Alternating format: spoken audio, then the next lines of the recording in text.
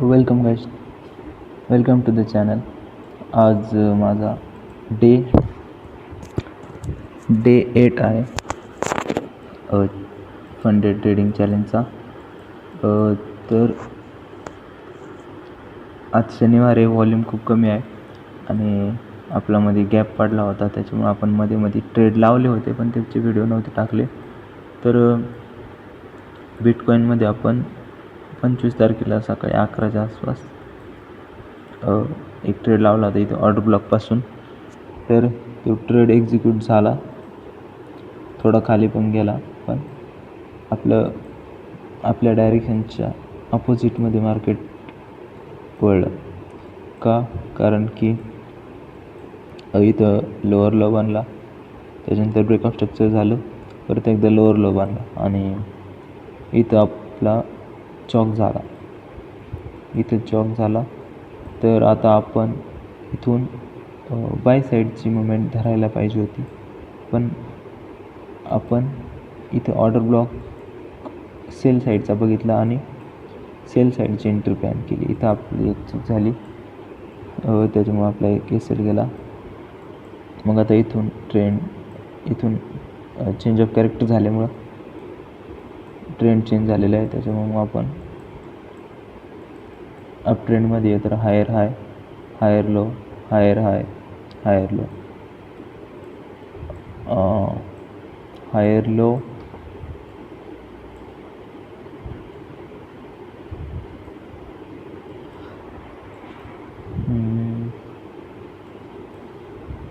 आता इथं break of structure होणार होतं, पण इथं बॉडी ह्या लाईनच्या वरती क्लोज झालेली नाही, त्याच्यामुळे याला आपण लिक्विडिटी स्वीप म्हणतो. कारण की मार्केटने इथं जे सगळ्यांचे स्टॉप लॉस होते, म्हणजे ज्यांनी इथून रेजिस्टन्स वगैरे काही पकडून इथून ज्यांनी सेल केले त्यांचे स्टॉप लॉस इथं वरती होते, किंवा इथून ज्यांनी सेल केलं इथून, हे जे मध्ये जे सगळेजण सेलर्स होते त्यांच्या सगळ्यांना मार्केटने इथून बाहेर काढले. इथं सगळ्यांची लिक्विडिटी खाल्ली, म्हणजेच इथं अजून ब्रेक ऑफ स्ट्रक्चर झालेलं नाही, त्याच्यामुळे आपण इथं डॉटेड लाईन केल्या. इथं आपला हायर लो म्हणजेच इथं चॉक पॉईंट होता. चॉक पॉईंट ब्रेक झाल्यावरती मार्केट डाऊन ट्रेंडला सुरुवात केली. डाऊन ट्रेंडला पण मार्केटने लोअर लो बनवला, पण तो ब्रेक केला पण तिथं पण सगळ्यांची लिक्विडिटी खाल्ली. म्हणजे ज्यांनी इथं बाय केलं त्यांचे सगळ्यांचे स्टॉप लॉस जे इथं होते ते सगळ्यांचे इथं स्टॉप लॉस कलेक्ट करून मार्केटवरती गेलं. आता इथं 5 मिनटावरती आपण जर बघितलं तर इथं आपण एक एंट्री लावली होती 25 तारखेलाच संध्याकाळच्या टायमिंगला, न्यू इयर सेशन. तर इथं काय झालं होतं की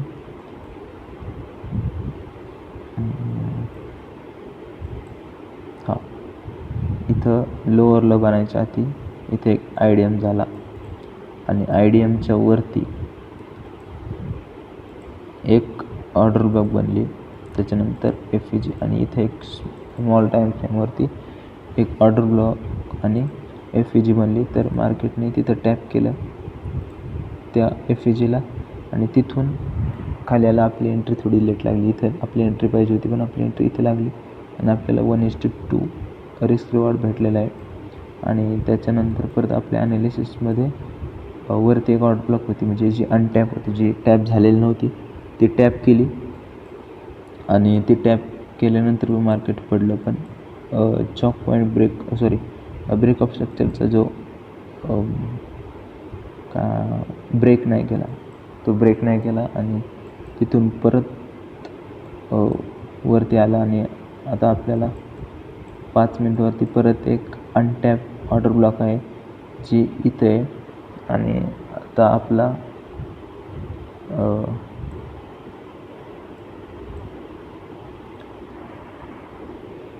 आपला प्रिडिक्शन, म्हणजेच आपलं जे ॲनालिसिस आहे ते सांगतं की आता मार्केट इथून ह्या ऑर्डर ब्लॉकला टॅप करून खालीपर्यंत बॉसपर्यंत जाईल, किंवा मग इथून चॉक होईल. आणि इथून चॉक झाला तर परत अप ट्रेंड चालू होईल आणि जर इथून ब्रेक ऑफ स्ट्रक्चर झालं तर मार्केट डाऊन ट्रेंड कंटिन्यू करेल.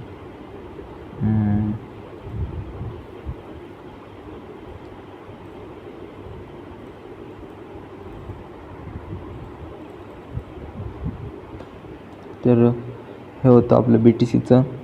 आणि आपण इथेरियमचं पण एक घेतलं होतं. इथेरियमवर बघू आपण.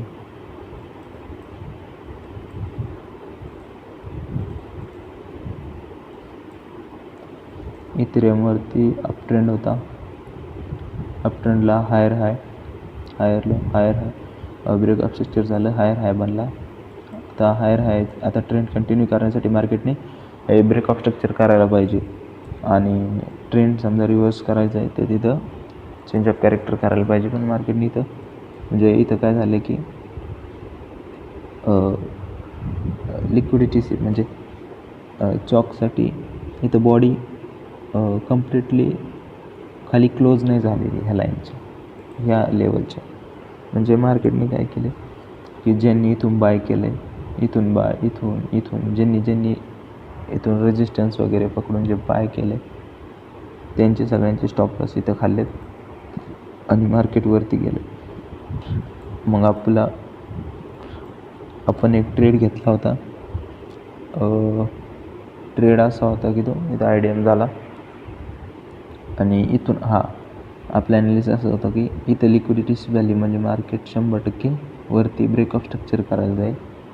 पण आपण इथं घाईमध्ये फोमोच्या याच्यामध्ये येऊन आपण इथं एंट्री घेतली आणि मार्केट आपल्या दिशेने थोडं गेलं, पण परत आपला एक SL झाला.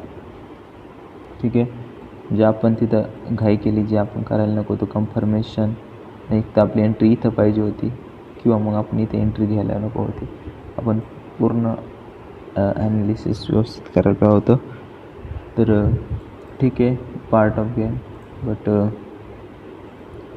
परत एक ॲनालिसिस केलं होतं की ज्यावेळेस परत लिक्विडिटीची स्विफ्ट झाली त्याच्यामध्ये इथं जो चेंज ऑफ कॅरेक्टर झालं छोट्या टाईम फ्रेमवरती,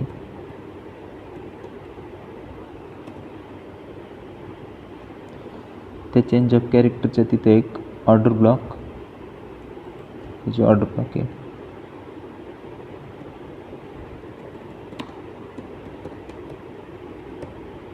आणि वरती जो FVG फेअर व्हॅल्यू मार्केट तिथं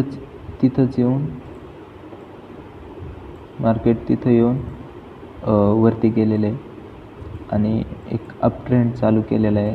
तर आपण इथं ट्रेड घ्यायचं राहिलं, आपलं एक्झिक्युशन झालं नाही, पण आपलं ॲनालिसिस बरोबर होतं. आता मार्केट इथपर्यंत किंवा इथपर्यंत जाऊपर्यंत आपण ट्रेड घेणार नाही. याच्यामध्ये पूर्ण आपलं स्ट्रॅटेजीनेच आपण चालणार आहे.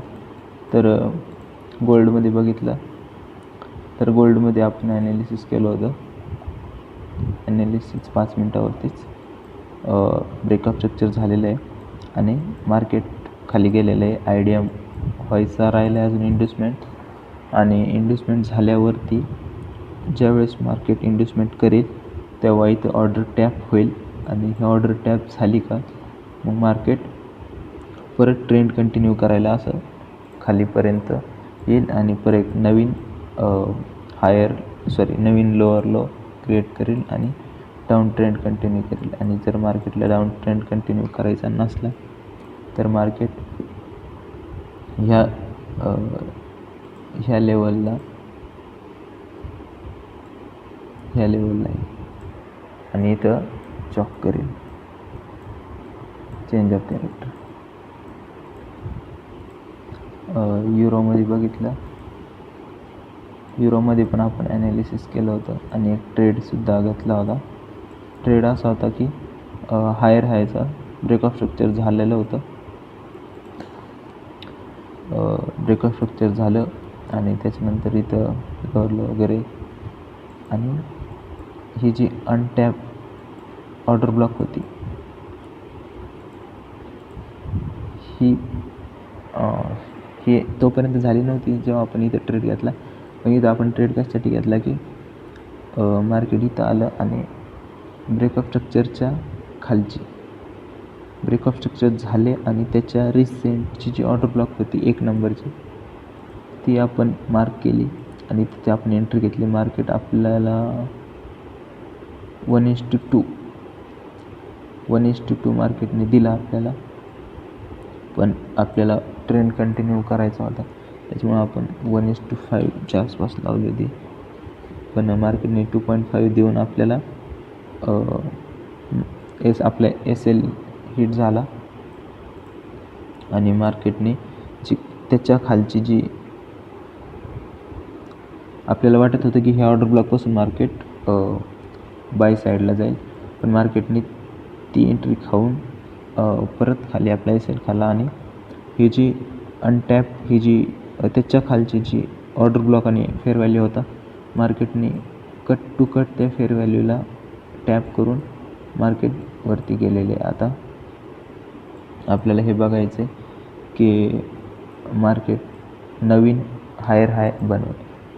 JPYमध्ये बघितलं तर शनिवारचं आता सगळं फॉरेक्सचं बंद असतं त्याच्यामुळं आपण फक्त ॲनालिसिस बघू आपण काय काय करून ठेवलं आहे. तर 30 मिनिटावर बघितलं तर डाऊन ट्रेंड चालू आहे JPYचा आणि इथं बॉस झालेला आहे. IDM व्हायचा राहिला आहे. IDMची वाट बघत होतो पण काल काय IDM झालेलं नाही. आता सोमवारी मंगळवारी बघू आपण IDM होतो. IDM झाल्यावरती इथं एक ऑर्डर ब्लॉक आहे आणि वरती एक ऑर्डर ब्लॉक आहे. तर मार्केट इथं ह्या ऑर्डर ब्लॉकला टॅप करून खाली नवीन लोअरला बनवेल. इथं टॅप करून खाली लोअरला किंवा मग इथं टॅप करून खाली